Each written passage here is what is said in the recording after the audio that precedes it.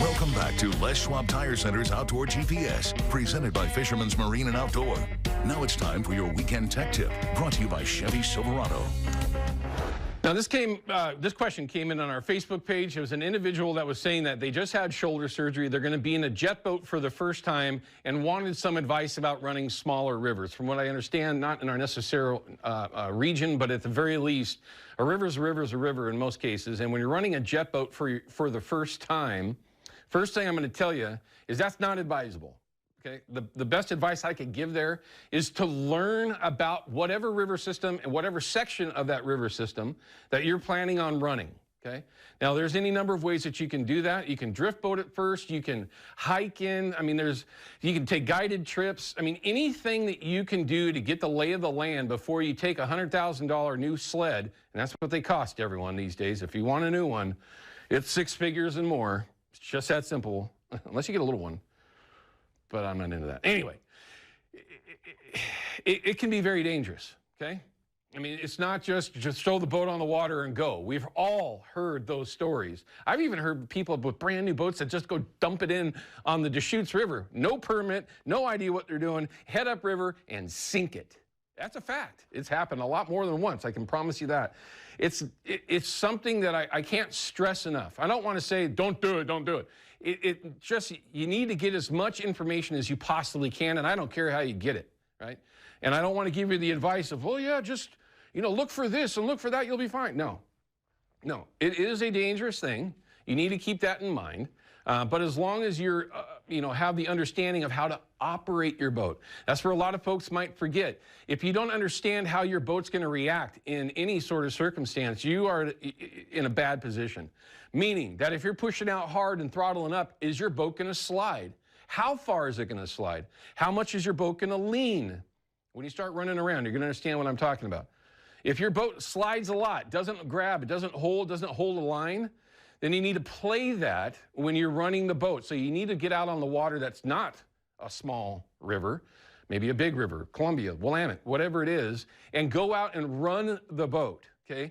Learn how quickly it takes you to get up on a plane. Is it in a boat length? Is it in a boat and a half length?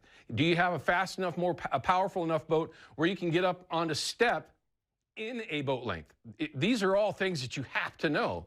Also, well, I'll kind of piggyback on that. The reason why you need to know that is if you're in, say, a foot or two of water and you need to get up on the plane, if you can't get up on the plane fast enough, you're just going to put yourself in a bad situation if you don't know how long it takes you to get up on a plane in the first place, okay? So learn as much as you can before you get on the water, because obviously everyone has to start out somewhere. Everyone has to run a river for the first time.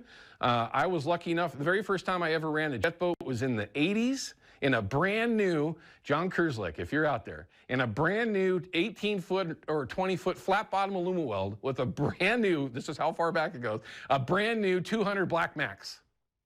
Y'all remember those? That was the thing. That's the first time I ever ran one. I was like 12, 13, and John was dumb enough to let me run that boat upriver. Changed my life. It honestly did. I'll never forget about that. But it doesn't matter. Even if you've ran a river before and you haven't been there, say, a year, 2 years, things have changed completely. So again, you just try to get as much information as you can ahead of time before you go. Now, back on this a little bit more advice. If you're going to take it out for the first time, go upriver. Don't go downriver. Go upriver first. I say that because it's easier to read a river as you're going uphill. Now, when you're coming back downhill, you had better remember your lines, okay? If you got to a certain point in the river and you took a left at that rock, you need to make sure that you take a right at that rock, okay? That might seem easy, but very honestly, sometimes not. It's easy to forget some of those things when you are running, because there's a lot going on, especially if you're puckered up a little bit, white-knuckled a little. You need to pay attention to what it is that you're doing so you can understand how to get back. But going upriver, if something did happen, on a kicker especially, you can sometimes, not always, get yourself back. Don't ask me how. Don't ask me how I know. Next thing I can make sure that you're well aware of if you're new at it. On the downhill run, any boat that's going downriver, okay? If you're going upriver and there's a boat coming downriver, who's got the right of way? It's the boat coming downriver, okay? We're just going to get right to it. They've got hydro pushing on them. There's no way to make massive adjustments or quick adjustments when you're coming downhill like you can as you're coming uphill. So if you see somebody coming down at you, you pull over and stop, especially in a rapid or a turn, whatever it is, the situation will pop up. You need to get out of the way if you're on the way upriver. If you're on the way downriver, you got the right of way, but you better pay attention. The 2 times that I put my boat up on dry ground was because the others were coming upriver. They would not get out of the way, and I had nowhere to go. So, I mean, there's a lot to that. Also in his question on our Facebook page was about how to back troll. Recent surgery, can't cast. When we come back, I just want to give a basic idea of what he wants to have in the boat when he starts back trolling, and just give him a little bit of advice on what he wants to look for when you do start doing a little bit of back trolling on any system that you might be on. We'll be right back. Outdoor GPS is brought to you by Yakima Bait, steeped in tradition, innovation, and fishing success. Procure Bait Sense, ruthlessly effective.